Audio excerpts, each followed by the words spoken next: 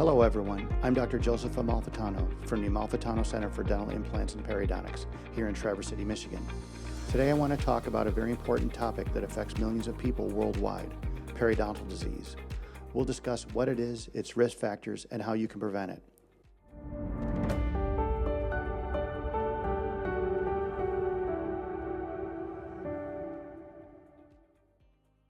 Let's get started. Periodontal disease, also known as gum disease, is an infection of the tissues that hold your teeth in place. Some of the major risk factors for periodontal disease include smoking, genetics, and a lack of regular dental care. Smoking is a significant risk factor because it weakens your immune system, making it harder for your body to fight off a gum infection. It also constricts blood vessels in the mouth, restricting blood flow and your body's ability to fight infection. Genetics can also play a role. If gum disease runs in your family, you might be more susceptible to it. In fact, about 50% of the reason you may have gum disease could be genetics. Diabetes and other systemic diseases can also worsen periodontal disease. Finally, not visiting your dentist regularly for cleanings and checkups can allow plaque and tartar to build up, leading to gum disease. Now let's take a look at how periodontal disease progresses. I'll show you with a model that compares healthy gums with severe forms of periodontal disease. This here is a periodontal probe. You can see it's got different markings on it, 3 millimeters, 6 millimeters, 8 millimeters, and 11 millimeters. We generally quit measuring after about 12 millimeters. If you've got pocket depths that deep, chances are you may end up losing a tooth. So this is what a periodontal probe is.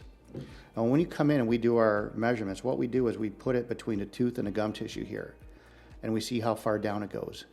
In a healthy situation, it should only go down to about the first tick mark, which is about 3 millimeters. Anything deeper tells us we may have a problem with gum disease. Now this area here, you can see there's all really nice gum tissue.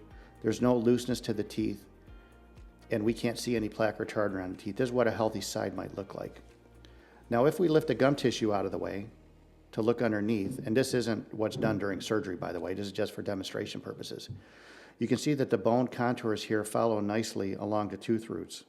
There's no calculus or tartar here, and there's no looseness to the teeth.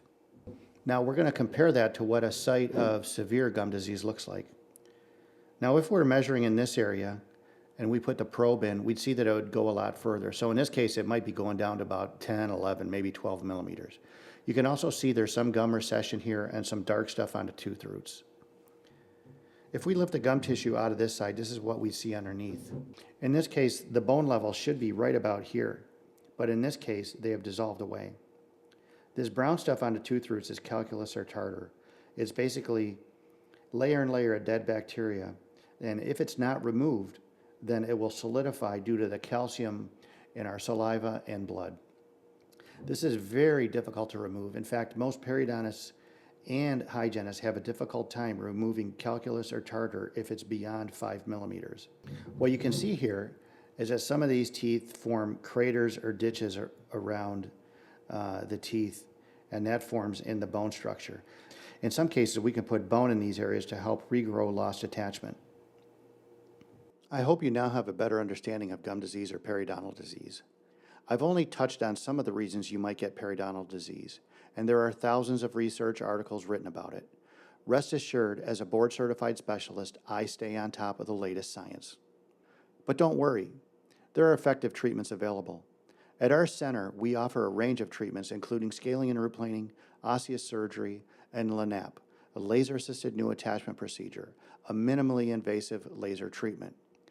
These treatments can help manage and even reverse the effects of periodontal disease. Prevention is always better than cure. Here are some tips to keep your gums healthy. Brush your teeth twice a day, floss daily, avoid smoking of any kind including cannabis, cigars, or vaping, and that includes smokeless tobacco as well. Eat a balanced diet and visit your dentist according to your own personal recommended schedule for cleanings and checkups. There are many cases of severe consequences of untreated oral infection, some of which may be fatal. I always tell our patients that one of the keys to a long life is being able to eat and chew the foods we want for as long as possible.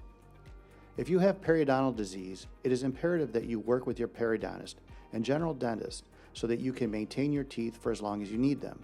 And if unfortunately you lose your teeth, dental implants are always an option, and we certainly can help with that.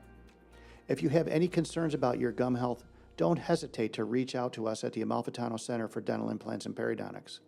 We're here to help you achieve and maintain a healthy, beautiful smile. Thank you for watching. If you found this video helpful, please like, share, and subscribe to our channel for more dental health tips. See you next time.